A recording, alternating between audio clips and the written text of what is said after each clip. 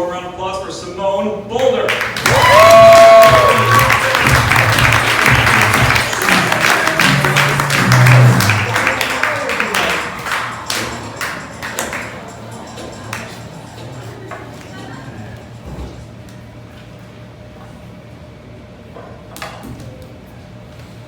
Hi everyone.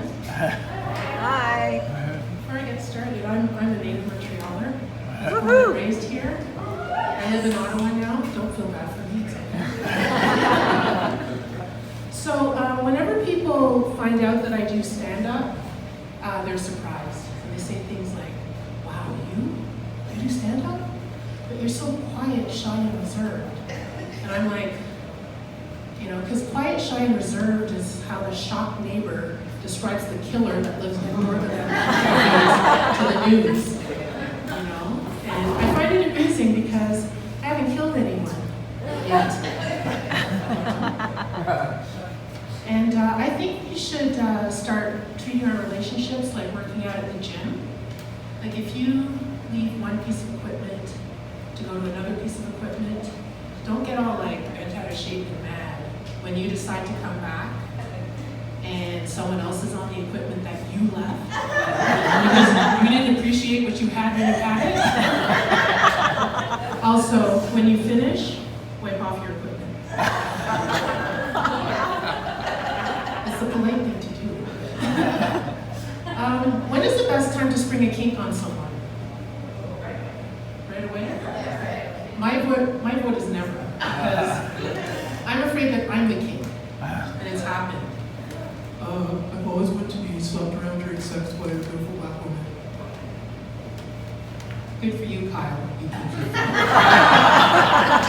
the thing is, I can't even slap Kyle because he'll be fulfilling his fetish. So I chose not to poke him in the eyes instead. And ladies, we've all dealt with a Kyle in our lifetime, right? Thinks he needs the magnums, really doesn't. And I don't have any kinks myself, unless fucking younger white men is a kink, Oh. So, what have you guys done in the name of sex? Like to get some, that slogan that went, what would you do for a Klondike bar? A Klondike bar is the sex? Like, what would you do? I'll go first. I once ate a man's cooking for sex. You guys thought I was going to say ass.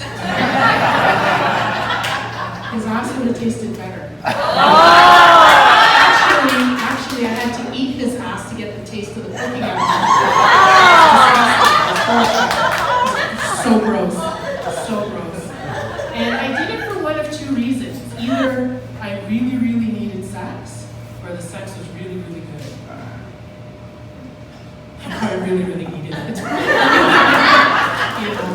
And the thing is, I didn't say anything, so he kept believing that his cooking was good, which compelled me to have to keep eating it, which is disgusting. And so I feel bad for the women who came after me who had to deal with that shit and his cooking.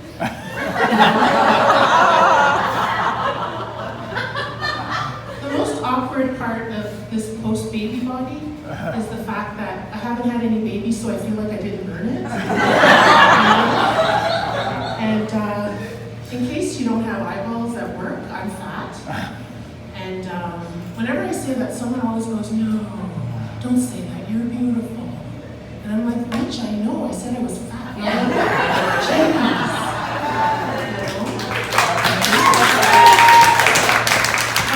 I do have a medical condition. It's called bitch, put that pizza down syndrome.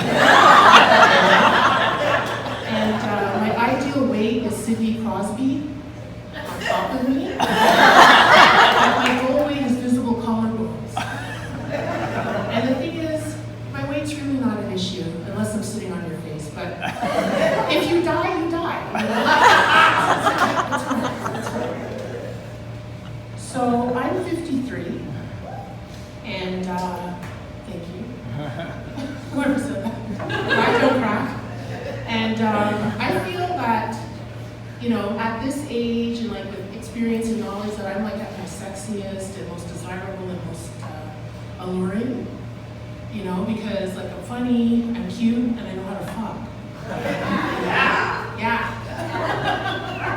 And like when I was in my 20s, I was really pretty. I had no idea. But like I knew nothing and I had horrible self-esteem and everything. So if I could take my looks from my 20s and combine it with the experience, confidence, and dick enthusiasm of my 50s, oh my God, the world wouldn't know what hit. You know? Like lock up all the men over the age of 18. Or my preferred demographic, 30s, or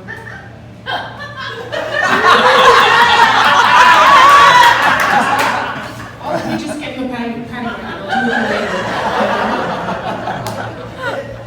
So, in December of the before times, I wanted to spice up my life. So, I attended how do I put this? An alternative lifestyle party. It turns out, not my thing, but it was interesting. And I was considered a unicorn at this party. And in this context, a unicorn is an unattached woman at the party alone. And like everybody wants to have a unicorn at their party. And I happen to be the only unicorn in attendance. So like I can pull, I get attention. But the level of attention I got at this party was ridiculous. It was ridiculous. So the best way to describe it is, if you take your dog to the dog park, and your dog's the new dog there, all the other dogs rush this new dog, sniff its ass, follow it, try to hump it, you know, and the new dog's like, oh, what's happening?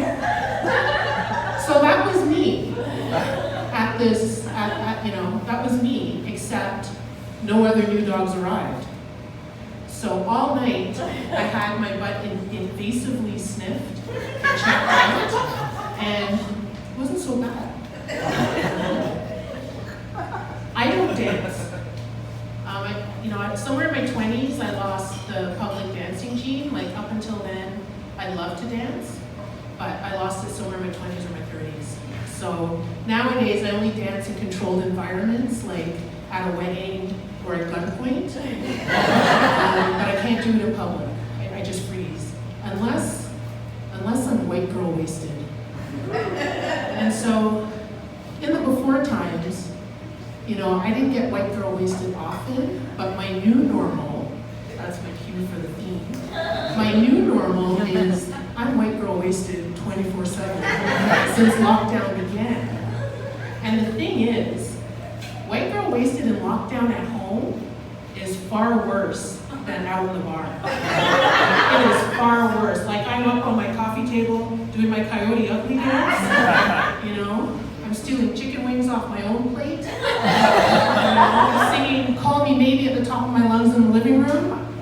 And I'm furiously texting inappropriate messages to ex-lovers.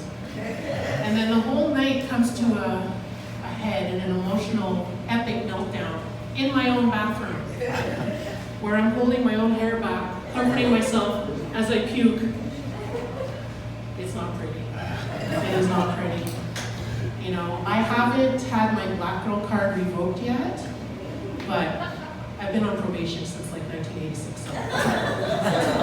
You guys have been awesome. Thank you so